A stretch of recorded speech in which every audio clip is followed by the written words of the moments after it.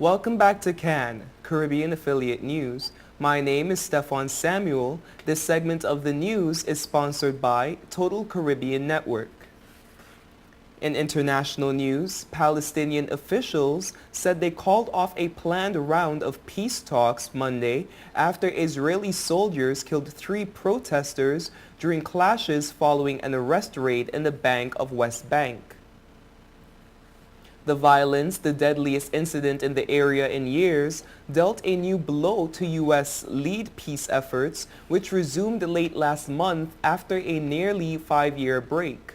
Palestinian officials have accused the Israelis of stonewalling and using the process as a cover to build new Jewish settlements. The deaths of Palestinians further soured the atmosphere. It was not known when talks will resume, but Palestinian officials said the break was expected to be brief. They spoke anonymously as they were not authorized to talk to media. Monday's clashes broke out when Israeli forces entered the Kelandia refugee camp just outside of Jerusalem on an overnight arrest raid. Shai Hikimi, a spokesman for the Parliamentary Border Police, said hundreds of Palestinians poured into the streets and hurled firebombs, concrete blocks, and rocks at officers. The Israeli military said soldiers rushed to the scene to provide backup, and they opened fire as they felt their lives were in imminent danger. An official at the Ramallah hospital confirmed 3 deaths and more than a dozen wounded. He spoke on condition of anonymity because he was not authorized to speak to the media. The violence drew fierce Palestinian condemnations, and I quote, "Such a crime proves the need for an urgent and effective international protection for our people," Prime Minister Ramni Hamdallah said in a statement. The Palestinians want discussions to focus on security issues and the border between Israel and a future state of Palestine. The officials said the Israelis have insisted on limiting talks only to security matters. He spoke on condition of anonymity because both sides have promised U.S. Secretary of State John Kerry to keep the details of the negotiations secret. Israeli officials declined comment. Car workers have already been on strike for a week while gold miners are also threatening to down tools.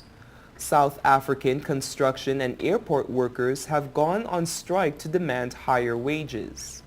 Here is Siobhan Gobin with more on this story. South African construction and airport workers have gone on strike to demand higher wages, dealing another blow to the troubled economy. Car workers have already been on strike for a week, while gold miners are also threatening to down tools. The industrial unrest comes after the rand has lost 17% of its value against the dollar this year. The airport strike has led to some delays at Johannesburg Main International Airport. The BBC's Will Ross in South Africa says strikes are common at this time of year when new annual pay deals are negotiated. The government has called on the workers to ensure all strikes are peaceful. Last year, 34 striking platinum miners were shot dead by police after their protests turned violent. Some 90,000 construction workers were set to walk out on Monday, according to the National Union of Mine Workers. The strike by employees of car manufacturers is said to be costing the country $60 million a day. The sector accounts for 6% of annual income, according to Reuters news agency. Car workers want a 14% pay rise, while gold miners have rejected a 6% offer. South Africa's inflation rate is just under 6%. Analysts say President Jacob Zuma is under pressure from both sides of the political spectrum. Some members of the governing African National Congress want him to do more to relieve poverty, while the business community is urging him to focus on reducing bureaucracy, attracting foreign investment, and speeding up South Africa's sluggish economic growth. This is Siobhan Gobin reporting for Caribbean Affiliate News. A 25-year-old man from Toronto has been charged after he allegedly uttered terrorist threats aboard an air transit flight headed for Turkey, forcing the plane to land in Montreal.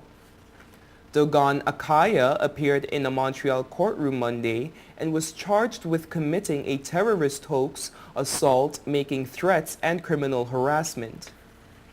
Police say the air transit flight was headed from Toronto to Istanbul Sunday when it landed at Montreal's Pierre-Elliott Trudeau International Airport for a 30-minute stopover. Shortly after the plane resumed its flight, a passenger became aggressive with the cabin crew and the pilot decided to return to Montreal. The plane touched down again at Trudeau Airport where police arrested Akaya.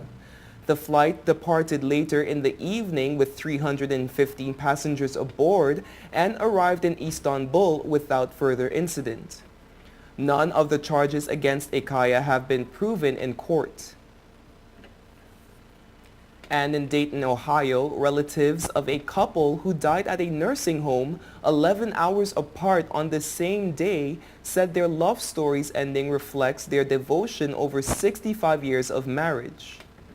Harold and Ruth Knape died in their shared room on August 11th, days before their 66th anniversary, the Dayton Daily News reported.